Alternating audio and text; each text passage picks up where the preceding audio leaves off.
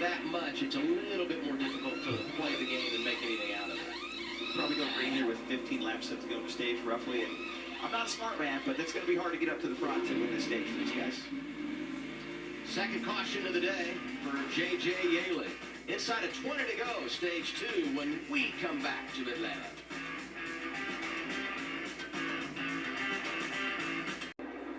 It could play out a little differently this time. You remember when Christopher Bell was a good young prospect? Last time the driver led over 100 laps in their first 2 starts. Bell, 2017. Jesse Love has now done it between last week and this week. So we can keep him on the list, no doubt. But Allgaier is right there. And I'll tell you who's not right here. Austin Hill. He was not able to get back in line. He fell all the way back to 12th position. That just shows you how risky that inside line is. You know, like we talked to, he started the first car in the inside row. Lost 11 or 10 spots.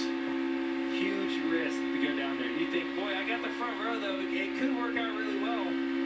But one thing I like about Austin Hill is he goes for it. Look at, he's trying to go for the top. He's trying to slip him. He's doing different things. It's an interesting place to make that move. I think he's got the speed here. He handled it a little bit better than Jeffrey Earnhardt in the 26. He's probably going to come up here and fill this. Yep. You see, a little pretty well. This is a 1.5 mile slide job. A little different than a dirt track slide job, but entering turn 3 there at 180 some mile an hour, you got to come fill that hole as fast as you can. You hear how much they lift into the corner. You hear that? That's that checkup they have. If you can get to the bottom and hold it wide open, that's where you're going to make all your distance up. But if you don't get up down the straightaway, Parker Kligerman, that orange car back there, they eat you up. But Brett, 6 to go, you're back, outside the top 10 or right at the top 10. You're barely going to get points. You gotta go. You gotta give it a shot, but nobody's trying. I'll tell you who's looking really good right now. A.J. Allmendinger. Remember, he pitted right in that stage, in between the stage, with 20 laps to go on stage, and he strove all the way back up to 9th place. When we come back to pit road, he should have a big advantage here. He has options to have, a shorter pit stop, maybe a fuel-only opportunity, or quit 2-tire and not have to wait on fuel. He's very well positioned. Hey, by the way, there have been a couple of penalties handed out. Kyle Sieg, Dawson Cram.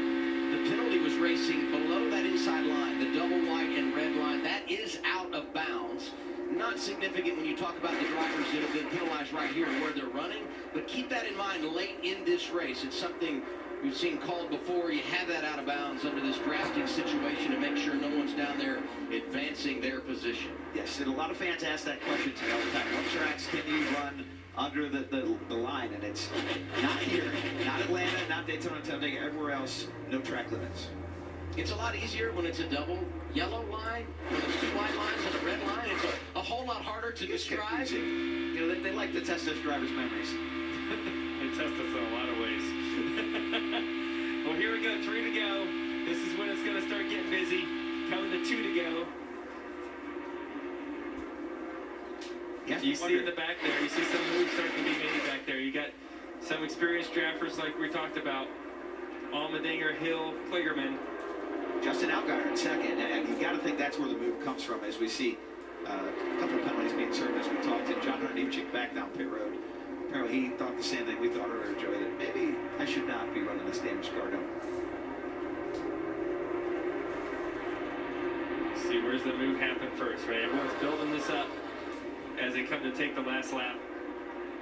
Where's the run going to come from? You got to back up from the leader. That's how you form a run. Is you got to back up to the car in front, behind you. Put a little gap in between you and the car ahead of you. And when you come off of turn 2, you let her rip.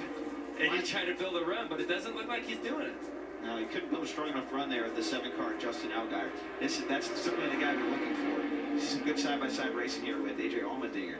Into 3, final time, stage 2. Love is out front.